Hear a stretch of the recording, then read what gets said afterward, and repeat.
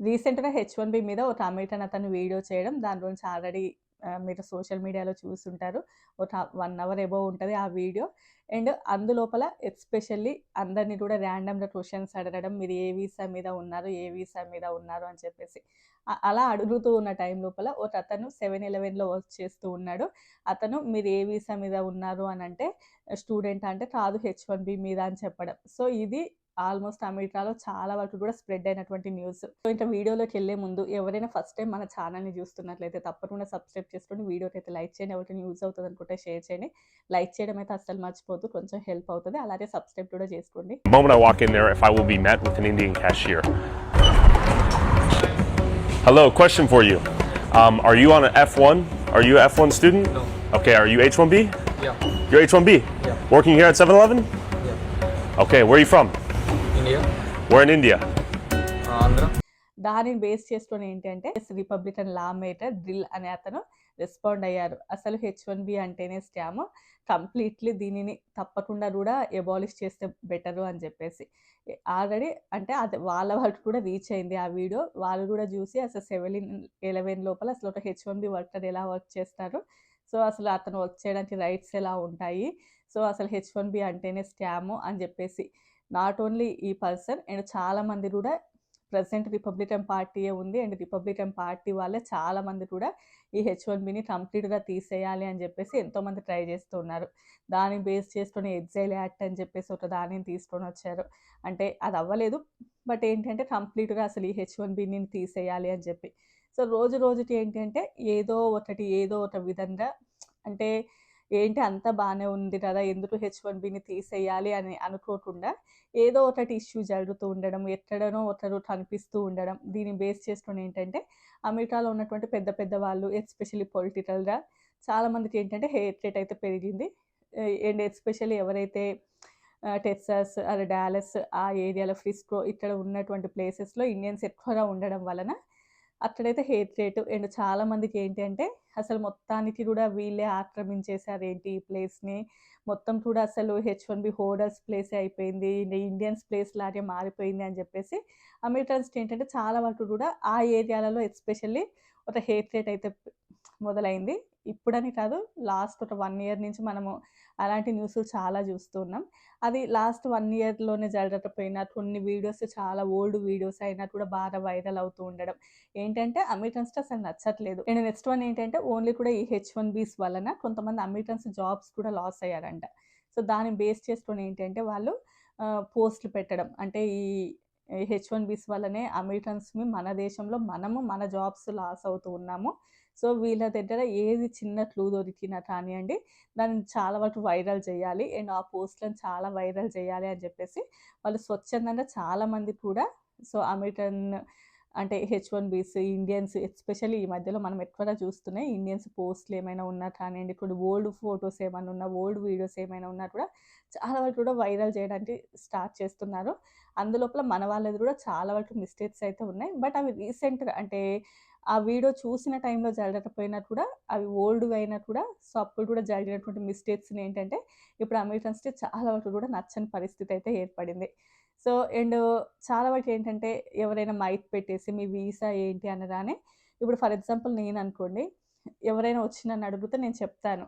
చెప్పాల్సిన రైట్స్ లేకపోయినా కూడా నేను చెప్తాను. ఎందుకంటే నాకేం భయం లేదు. ఎందుకంటే నాకు ఈఏడీ ఉంది. నేను వర్క్ చేస్తున్నాను. సో, యూట్యూబ్‌లో వీడియోస్ చేయడానికి కూడా నాకు రైట్స్ ఉన్నాయి కాబట్టి నాకేం భయం ఉండదు.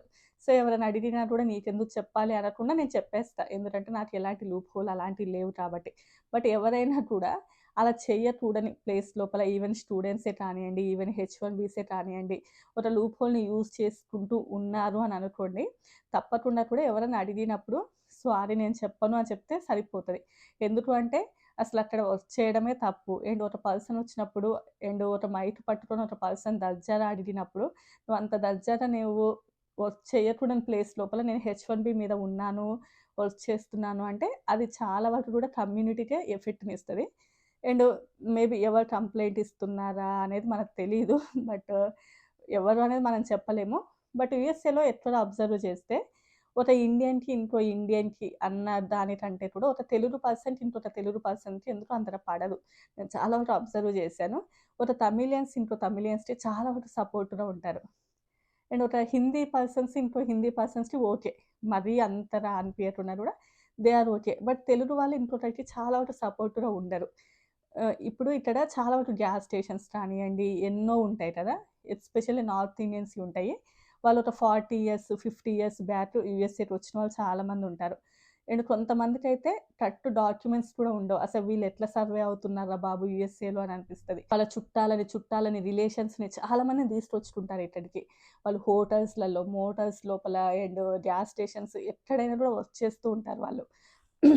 అండ్ ఇలా చాలామంది అట్లా వర్క్ చేస్తున్నా కూడా ఎప్పుడైనా కూడా మీరు బయట చూడండి, నార్త్ ఇండియన్స్ వాళ్ళ వీడియోస్ మనం అంతగా చూడం. ఏవి చూస్తాం వాళ్ళయి అంటే, వాళ్ళంతట వాళ్ళు వెళ్లి దొంగతనాలు చేయడము, లేకపోతే ఇట్లా డ్రంక్ అండ్ డ్రైవ్ రానియండి, లేకపోతే డ్రైవింగ్. సో, ఇలాంటి చోట్ల వల్ల ఎవరైనా ఒక అమెరికన్స్ వచ్చి పట్టుకుంటే, అంటే ఐ మీన్ ఇప్పుడు ఒక కాస్ట్‌కోలో దొంగతనం చేశారని, వాల్‌మార్ట్ లోపల చేశారని చెప్పేసి, అండ్ టార్గెట్ లోపల ఇలా చేస్తూ కెమెరాస్‌కి చిక్కితే తప్ప, వాంటెడ్‌గా ఒకరు వెళితే దొరకడం అనేది చాలా రేర్‌గా చూస్తాం.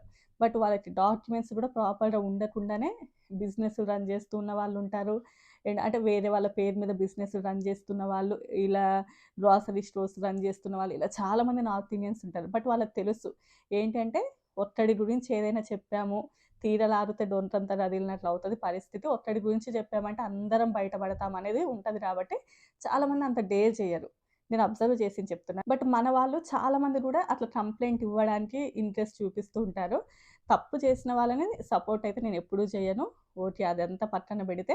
బట్ ఏంటంటే ఒక్కరి వలన రిమైనింగ్ కమ్యూనిటీ మొత్తం కూడా ఎఫెక్ట్ ఇస్తది. ఎస్పెషల్లీ ఇండియన్స్ ఎక్కువగా ఉన్న ప్లేసెస్ ఏవైతే ఉంటాయో అక్కడ 1 ఆర్ 2 మెంబర్స్ చేసే మిస్టేక్స్ వలన డెఫినెట్‌లీ అక్కడ ఉన్నటువంటి ఎంటైర్ తెలుగు కమ్యూనిటీ మొత్తం కూడా చాలా వరకు ఎఫెక్ట్‌నిస్తది.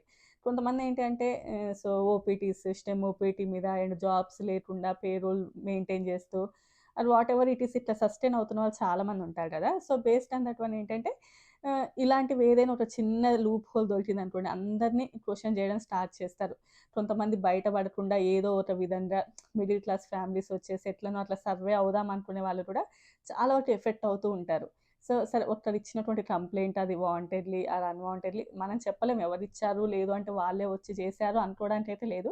ఎందుకంటే కరెక్ట్‌గా ఒక ఫుడ్ ట్రక్ దగ్గరికే వెళ్ళేసి అడగడం. ఆల్రెడీ వాళ్ళు చెప్తున్నారు. మాకిట్లా కంప్లెయింట్ వచ్చింది అందుకోసమే మేమొచ్చాము అని చెప్పేసి. బట్ అది ఆ కంప్లెయింట్ ఎవరిచ్చారనేది ఎవరికీ తెలీదు. బట్ దానివల్లన ఏంటంటే రిమైనింగ్ పీపుల్ ఎవరైతే ఉంటారో వాళ్ళు కూడా చాలా వరకు ఎఫెక్ట్ అయ్యే ఛాన్సెస్ ఉంటాయి.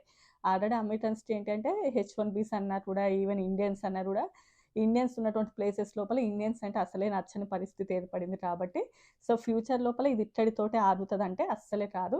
ఫ్యూచర్ లోపల ఇంకా డేంజరస్ సిట్యుయేషన్స్ చాలా కూడా ఎదురయ్యే ఛాన్సెస్ అయితే ఉన్నాయి. ఇప్పటి నుంచైనా కూడా చాలా వరకు కేర్‌ఫుల్‌గా అయితే ఉండాలి. అండ్ ఎవరైనా ఒక పర్సన్ వచ్చి అడిగినప్పుడు మీరు మంచిగా దర్జాగా ఉంటున్నప్పుడు మీరు ఎక్స్‌ప్లెయిన్ చేయొచ్చు. మేము ఇలా ఉన్నాము అని. బట్ కొంచెం ఏదైనా ఉన్నప్పుడు లేదు మేము చెయ్యట్లేము, మేము చెప్పము అంటే బెటరు. అండ్ ఇంకా కొంతమంది ఏంటి అంటే మా కజిన్ ఇంట్లో వర్క్ చేస్తున్నాము, మా అంకుల్‌ది. నేను ఇంతకుముందు అసలు ఆ వీడియో ఫుల్‌గా చూడలే. నిన్న చూసా మొత్తం ఫుల్ వీడియో. అందులోపల మా కజిన్‌ది నేను హెల్ప్ చేస్తున్నాను. కజిన్ అయినా ఎవరైనా కూడా అసలు హెల్ప్ అనేది చేయకూడదు. ఓన్లీ కూడా నాన్ ప్రాఫిట్ ఆర్గనైజేషన్స్‌కి తప్ప రిమైనింగ్ ఎక్కడ కూడా మనం ఎవరికీ కూడా ఒక బిజినెస్ లోపల ఎస్పెషల్లీ ఎవరికీ హెల్ప్ చేయకూడదు. అక్కడ ఒక మనీ ట్రాన్సాక్షన్ జరుగుతున్నప్పుడు మా అంకుల్ రెస్టారెంట్ కాబట్టి నేను హెల్ప్ చేస్తున్నాను. మా వైఫ్ రెస్టారెంట్ కాబట్టి హెల్ప్ చేస్తున్నాను. జస్ట్ చూడొచ్చు కానీ మనం ఎలాంటి హెల్ప్ చేయొద్దు. ఒక ఎంప్లాయ్‌మెంట్ పోయినట్లు అవుతది. అండ్ టాక్సెస్ రావడం అది కూడా తగ్గుతది కాబట్టి. బట్ ఇవన్నీ చాలా వరకు అమెరికన్ లోపల జరుగుతున్నాయి ఒకప్పుడు కానీ, ఇప్పుడు వాటి మీద చాలా వరకు స్ట్రిక్ట్ రూల్స్ వచ్చాయి. అమెరికన్స్ కూడా ఇప్పుడు చాలామంది చదువుకుంటూ ఉన్నారు. అండ్ ఎస్పెషల్లీ రీసెంట్‌గా గ్రాడ్యుయేట్ అయినటువంటి పిల్లలు ఎవరైతే ఉంటారో, సో, వాళ్ళకి ఓపీటీలు, స్టెమ్ ఓపీటీస్ అని చెప్పేసి అండ్ వేరే కంట్రీస్ నుంచి వచ్చినటువంటి పిల్లలకి ఎక్కువ బెనిఫిట్స్ దొరుకుతున్నాయి.